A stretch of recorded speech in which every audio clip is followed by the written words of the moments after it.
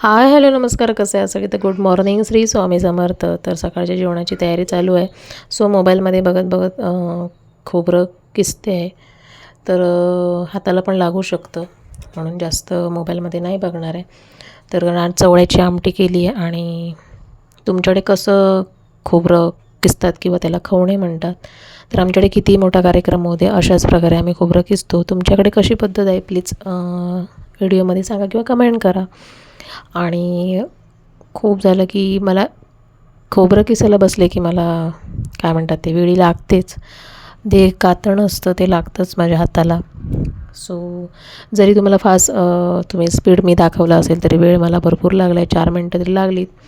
So ते किसून झाले, कांदा कापला आणि म्हटलं बटाट्याची कापं करूया.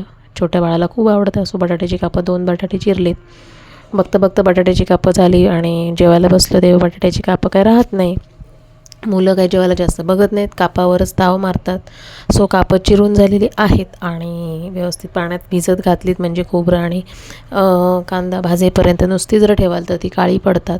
सो मी तसं केलं. त्यानंतर बघा मी कांदा फ्राय करायला घेतल्यानंतर कांदा फ्राय झाल्यानंतर लगेचच मी 5-10 मिनटं स्पीड वाढवलं तरी स्पीड कमीच आहे. त्यामुळे एका बाजूला म्हणजे बटाट्याला मी हळद मीठ आणि मसाला लावून घेतला आहे. तेल टाकलं आहे तव्यावर, बारीक रवा घेतला आहे. इकडे कांदा भाजणं चालू आहे. सो इकडे सगळं कांद्याला मीठ मसाला लावून घेतला आहे आणि फ्राय करते बघा. कारण रव्याची कापं मला खूप आवडतात बेसनापेक्षा, आणि नुसती खाली तर टेस्ट लागतं. बेसनाच्या कापांचं थंड झाली तर मजा नसते, म्हणजे जी तेलात डीप ऑइलमध्ये फ्राय केली जातात ती. त्यानंतर बघा खोबरं पण फ्राय करून झालेलं आहे.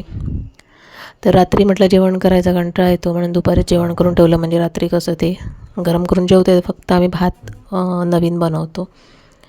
तर त्यानंतर बघा थोडीशी कापं राहिलेली आहे फ्राय करायची, ती पण मी फ्राय करून घेतली. तर व्हिडिओ आवडल्यास नक्की लाईक करा, शेअर करा, सबस्क्राईब करा. तुम्ही कशाप्रकारे कापं तुम्ही फ्राय करून खातात ते मला सांगा. आणि त्यानंतर चवळी मी उकडून घेतली, की म्हणजे कुकरला लावून घेतली होती 4 शिट्ट्यामध्ये. आणि वाटण पण घेतलं होतं, कारण लाईटचं आता काय सांगता येत नाही, कारण पावसामुळे लाईट जाते येते. सो इथे तेलामध्ये टोमॅटो कढीपत्ता फ्राय करून घेतला आहे, मसाला टाकला आणि त्यानंतर वाटण टाकलं आहे. सगळं वाटण म्हणजे कडधान्यामध्ये मिक्स करून घेतलं होतं. ते मिक्स केलं आणि त्यानंतर उकळी आल्यानंतर कोथिंबीर टाकली आहे. तुम्ही कशाप्रकारे आमटी बनवता प्लीज कमेंट करून सांगा. व्हिडिओ आवडल्यास नक्की लाईक करा आणि पूर्ण व्हिडिओ बघत चला, म्हणजे मला कळेल माझा व्हिडिओ पूर्ण बघितला जातो आहे की नाही. त्यानंतर बघा कापं फ्राय करून झालेली आहेत. जेवणाची तयारी करते. दुपारी 1:30 वाजला होता, कुकर पण झाला होता. भात कमी वाटत होता सकाळी, तो परत लावला होता भात.